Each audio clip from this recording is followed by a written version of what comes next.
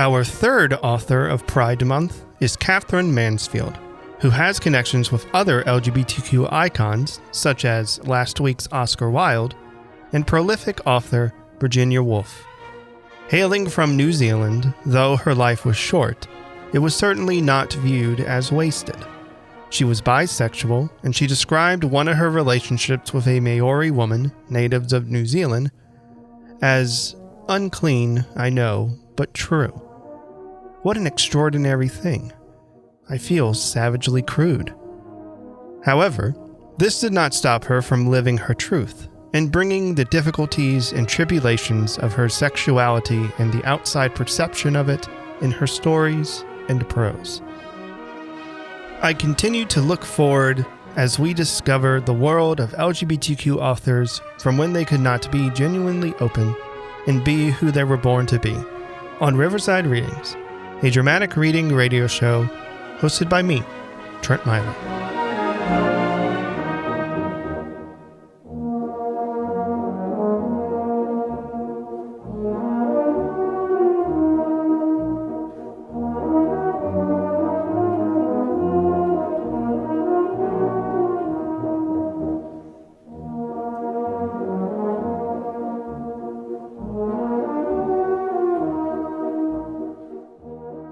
Autumn Song. Now's the time when children's noses all become as red as roses, and the color of their faces makes me think of orchard places where the juicy apples grow, and tomatoes in a row. And today the hardened sinner never could be late for dinner, but will jump up to the table just as soon as he is able. Ask for 3 times hot roast mutton. Oh, the shocking little glutton. Come then, find your ball and racket. Pop into your winter jacket with the lovely bearskin lining. While the sun is brightly shining, let us run and play together and just love the autumn weather. Across the Red Sky. Across the red sky 2 birds flying, flying with drooping wings, silent and solitary their ominous flight. All day the triumphant sun with yellow banners warred and warred with the earth, and when she yielded stabbed her heart, gathered her blood in a chalice, spilling it over the evening sky. When the dark plumaged birds go flying, flying, quiet lies the earth wrapped in her mournful shadow, her sightless eyes turned to the red sky and the restlessly seeking birds. Butterfly Laughter. In the middle of our porridge plates there was a blue butterfly painted, and each morning we tried who should reach the butterfly first. Then the grandmother said, "Do not eat the poor butterfly." That made us laugh. Always she said it, and always it started us laughing. It seemed such a sweet little joke. I was certain that one fine morning the butterfly would fly out of our plates, laughing the teeniest laugh in the world, and perch on the grandmother's lap. Chamomile Tea. Outside the sky is light with stars. There's a hollow roaring from the sea. And alas, for the little almond flowers, the wind is shaking the almond tree. How little I thought, a year ago, in the horrible cottage upon the lea, that he and I should be sitting so and sipping a cup of chamomile tea. Light as feathers the witches fly. The horn of the moon is plain to see. By a firefly under a jonquil flower, a goblin toast a bumblebee. We might be 50. We might be 5. So snug, so compact, So wise are we. Under the kitchen table leg, my knee is pressing against his knee. Our shutters are shut. The fire is low. The tap is dripping peacefully. The saucepan shadows on the wall are black and round and plain to see. Fairy tale. Now, this is the story of Olaf, who ages and ages ago lived right on the top of a mountain. A mountain all covered with snow. And he was quite pretty and tiny, with beautiful curling fair hair and small hands like delicate flowers, cheeks kissed by the cold mountain air. He lived in a hut made of pine wood, just one little room and a door, a table, a chair, and a bedstead, and animal skins on the floor. Now, Olaf was partly fairy and so never wanted to eat. He thought dewdrops and raindrops were plenty and snowflakes and all perfumes sweet. In the daytime, when sweeping and dusting and cleaning were quite at an end, he would sit very still on the doorstep and dream, that he had a friend. Somebody to come when he called them, somebody to catch by the hand, somebody to sleep with at nighttime, somebody who'd quite understand. One night in the middle of winter, he lay awake on his bed. Outside there was a fury of tempest and calling of wolves to be fed. Thin wolves, gray and silent as shadows, and Olaf was frightened to death. He had peeped through a crack in the doorpost. He had seen the white smoke of their breath. But suddenly, over the storm wind, he heard a small voice pleadingly cry, "I am a snow fairy, Olaf. Unfasten the window for me." So he did, and there flew through the opening the daintiest, prettiest sprite, her face and her dress and her stockings, and her hands and her curls were all white. And she said, "Oh, you poor little stranger, before I am melted, you know, I have bought you a valuable present, a little brown fiddle and bow. So now you can never be lonely, with a fiddle, you see, for a friend, but all through the summer and winter play beautiful songs without end." And then, she melted like water. But Olaf was happy at last. The fiddle he tucked in his shoulder. He held his small bow very fast. So perhaps on the quietest of evenings, if you listen, you may hear him soon. The child who is playing the fiddle away up in the cold, lonely moon. Fairy Tale 2. Now folds the tree of day its perfect flowers, and every bloom becomes a bud again, shut and sealed up against the golden showers of bees that hover in the velvet hours. Now a strain, wild and mournful, blown from shadow towers, echoed from shadow ships upon the foam, proclaims the Queen of Night. From their bowers the dark princess fluttering, winged their flight to their old mother, in her huge old home. Grown-up talk. 6:30 and I were talking in a very grown-up way. We had got so tired with running that we did not want to play. "How do babies come?" I wonder, he said, looking at the sky. Does God mix the things together and just make it like a pie?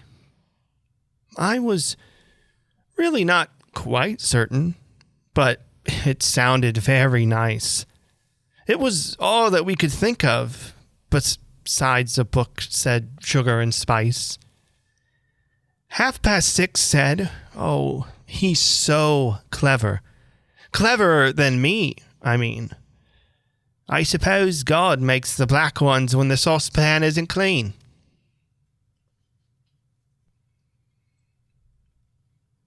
In the Rangitaki Valley. Valley of waving broom.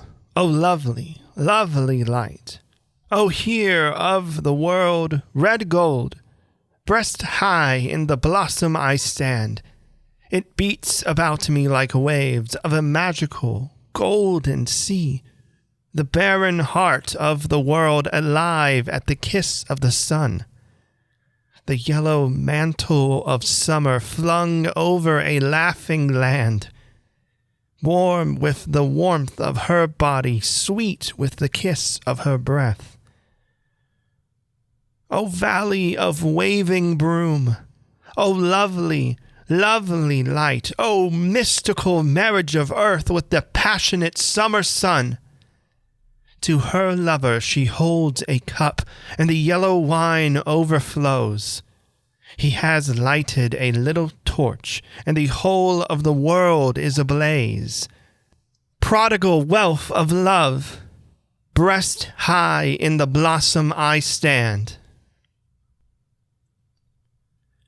Now I am a plant, a weed. Now I am a plant, a weed, bending and swinging on a rocky ledge. And now I am a long brown grass fluttering like flame. I am a reed, an old shell singing forever the same, a drift of sedge, a white, white stone, a bone. Until I pass into sand again, and spin and blow to and fro, on the edge of the sea in the fading light, for the light fades. But if you were to come, you would not say, "She is not waiting here for me. She has forgotten." Have we not in play disguised ourselves as weed and stones and grass, while the strange ships did pass gently, gravely, leaving a curl of foam that uncurled softly about our island home? Bubbles of foam that glittered on the stone like rainbows. Look, darling. No. They are gone. And the white sails have melted into the sailing sky.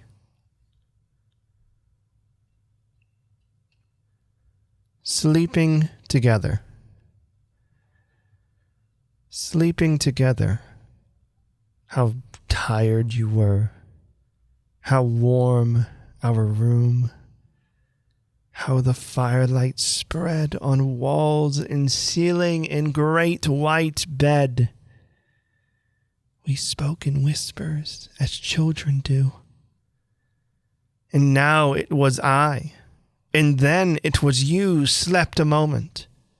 To wake, my dear, I'm not sleepy at all, one of us said. Was it 1,000 years ago? I woke in your arms. You were sound asleep, and heard the pattering sound of sheep. Softly I slipped to the floor and crept to the curtained windows. Then while you slept, I watched the sheep pass by in the snow. Oh, flock of thoughts with their shepherd fear shivering, desolate, out in the cold that entered into my heart to fold. 1,000 years. Was it yesterday when we two children of far away, clinging close in the darkness, lay sleeping together? How tired you were. How tired you were. The family. Hinamoa, Tui, Maina. All of them were born together. They are quite an extra special set of babies, wax and leather. Every day they took an airing. Mummy made them each a bonnet. 2 were cherry, 1 was yellow with a bow of ribbon on it. Really, sometimes we would slap them, for if ever we were talking, they would giggle and be silly, saying, "Mama, take us walking." But we never really loved them till one day we left them lying in the garden through a hailstorm, and we heard the poor dears crying. 6:30 said, "Your mother! What if Mummy did forget you?" So I said, "Well, you're their father. Get them." But I wouldn't let you. To LHB, 1894 to 1915. Last night, for the first time since you were dead, I walked with you, my brother, in a dream. We were at home again beside the stream, fringed with tall berry bushes, white and red. "Don't touch them. They are poisonous," I said. But your hand hovered, and I saw a beam of strange, bright laughter flying around your head, and as you stooped, I saw the berries gleam. Don't you remember? We called them dead man's bread. I woke and heard the wind moan and the roar of the dark waters tumbling on the shore.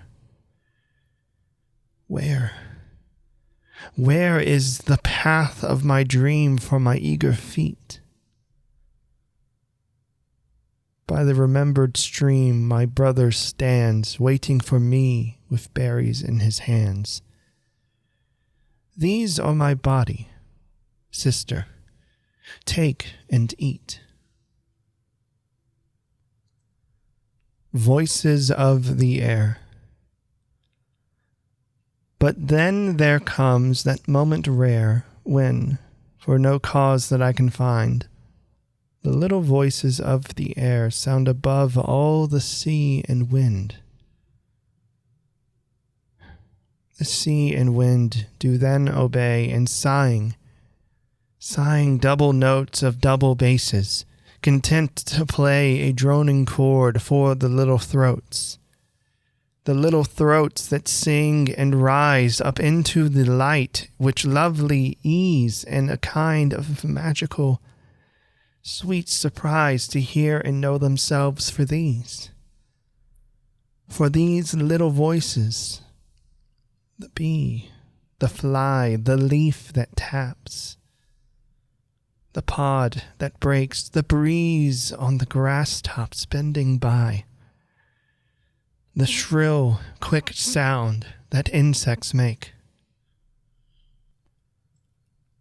When I was a bird, I climbed up the karaka tree into a nest all made of leaves, but soft as feathers. I made up a song that went on singing all by itself and hadn't any words, but got sad at the end. There were daisies in the grass under the tree. I said just to try them, "I'll bite off your heads and give them to my little children to eat." But they didn't believe I was a bird. They stayed quite open. The sky was like a blue nest with white feathers, and the sun was the mother bird keeping it warm. That's what my song said, though it hadn't any words. Little brother came up the patch, wheeling his barrow. I made my dress into wings and kept very quiet. Then, when he was quite near, I said, "Sweet, sweet." For a moment, he looked quite startled. Then he said, "Pooh, you're not a bird. I can see your legs." But the daisies didn't really matter. And the little brother didn't really matter. I just felt like a bird. Winter Song. Rain and wind and rain. Will the summer come again? Rain on houses, on the street, wetting all people's feet, though they run with might and main.